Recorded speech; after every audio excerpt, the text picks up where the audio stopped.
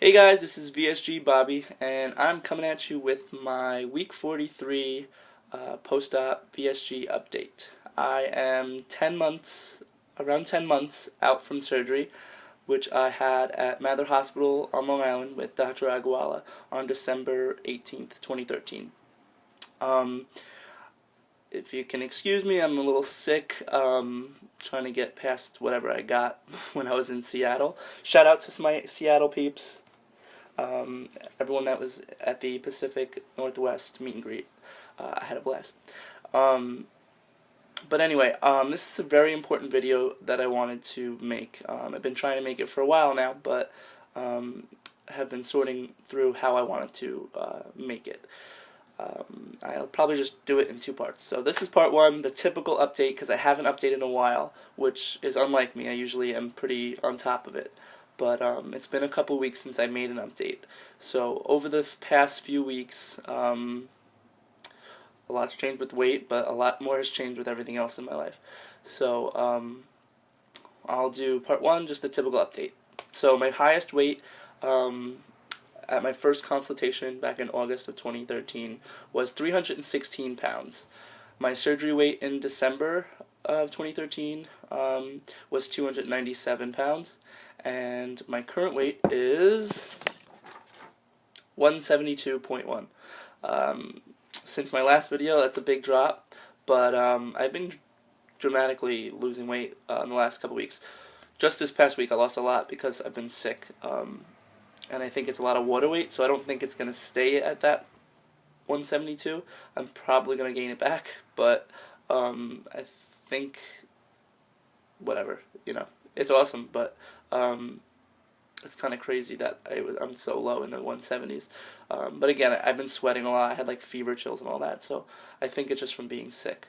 But anyway, yeah, I'm at 172.1. So that is a loss since surgery of 124.9 pounds and a loss since my highest weight of 143.9 pounds, which is pretty insane. So on that note, the title of this video is The Big G. It's going to stand for two things. First thing, goals. I look back at my videos, pretty scrutinizing what I was saying in like my skinny bucket list video that I made. I look back at what is goal to me, what does it mean, and how it's not just a weight thing, and how true that was. And then I talked about the mental game and how that's involved with my goals and my skinny bucket list. So this is going to be a big video, quite a few things to talk about. So I'm not going to go crazy into it, but I wanted to kind of go through a checklist and go through what my skinny bucket list was and kind of check off the things that I've done. So in that skinny bucket list video that I made very early on, I went through and checked off everything. So here we go. Skydiving. Did skydiving with Lauren. So check. Roller coasters. Did that in Tampa. Didn't have to worry about a thing because I fit in the regular people seats, which was like huge for me. Didn't have to worry about anything like waiting online and getting turned away, which was an awesome feeling. And that happened pretty early out. That was in April. Kayaking, whitewater rafting, something that I did do at my heaviest, but it was so uncomfortable, embarrassing, trying to get in and out of the rafts, like needing multiple people to help hoist me into the boat, the raft. It was just not the easiest situation to be in. But yes, I've gone kayaking, rafting, canoeing, and have had a blast doing it at a lower weight. And I got to do a lot of this stuff with other VSGers, weight loss surgery patients. So it's been really a fun experience, really memorable. I wanted to run a marathon, quote-unquote a marathon. I didn't know what I was talking about back then. I don't know if I'll ever run a marathon, but I wanted to run a race. That's really what I wanted to say. Like a 5K, 10K, mud run, that stuff. So I'm going to check that one off because I did run a 5K, and I just recently ran a 10K. So I'm checking it off, because that's what I was talking about. Never thought any of that would ever happen, and I would be able to run a race, and not only run a race, but do very well in like the race, and come out like not the last place. So that's been awesome. Um, Something else on my skinny bucket list was wearing regular like stylish jeans, like skinny jeans, and not feeling like an asshole. And I do that now. I could wear normal jeans, and I just fit in a size 32 Calvin Klein jeans. Like, who does that? Um, it's insane. So yeah, check that one off. I said I wanted to do more traveling because at my highest it was something I love doing, except for the traveling part, like getting on an airplane and worrying about the seatbelt and like taking over like someone else's seat because I'm too big and I'm, just one of those people. So yeah, I have done more traveling, and it's funny to say, but most of the traveling I've done in the last, not even the last year, in the last 10 months, I've traveled more than I ever have in my life. And it's all been around weight loss surgery people and the community, and it's been an amazing experience and so rewarding and really just a blast.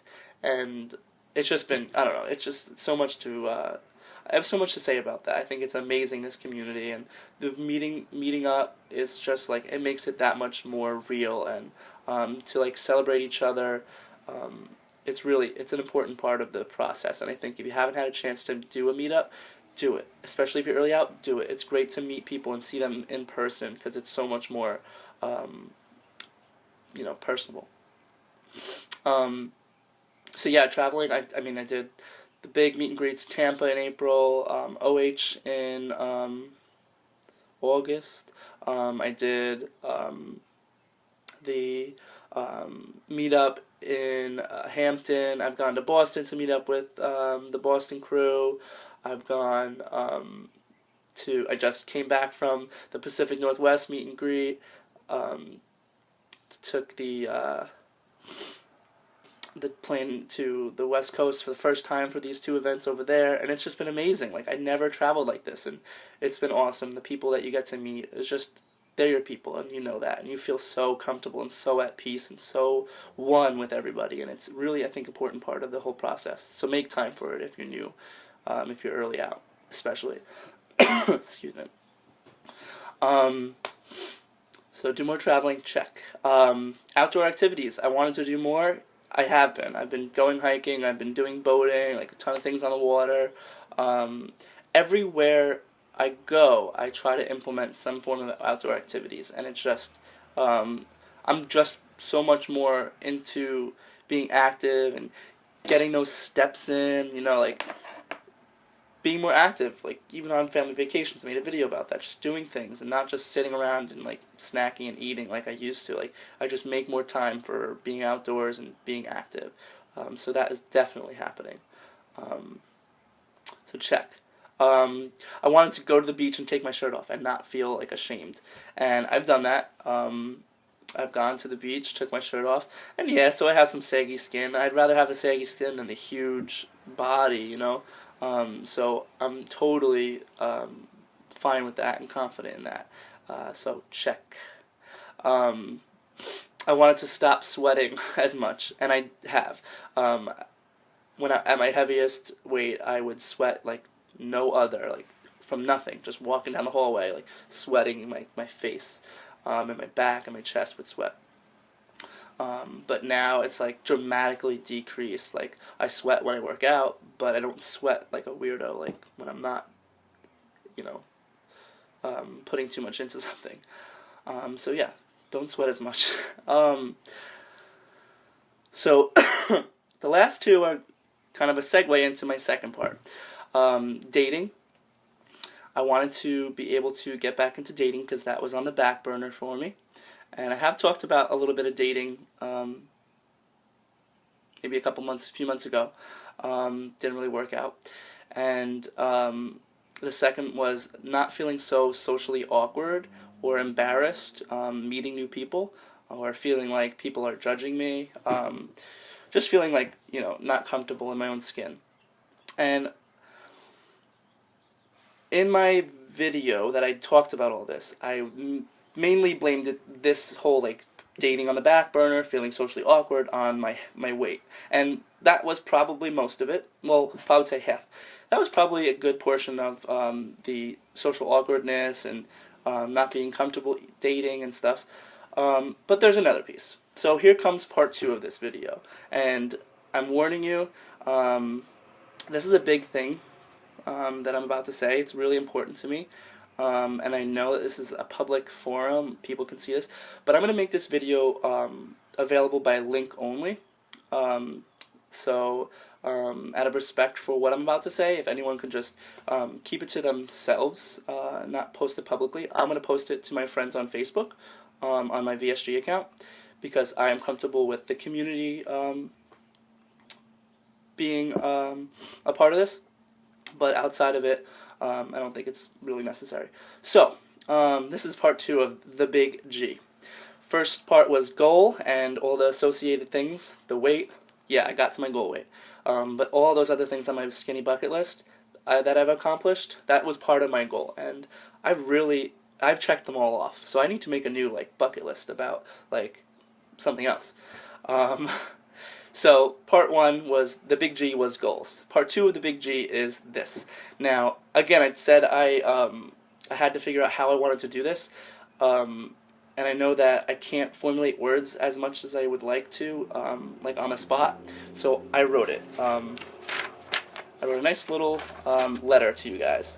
So, again, this is something that I think is really important, very private, but I wanted to discuss it with the community because it's a huge part of my whole journey. So, this video is getting long, but I'm just going to read it, and that's why I wanted to write it, so I can keep it concise.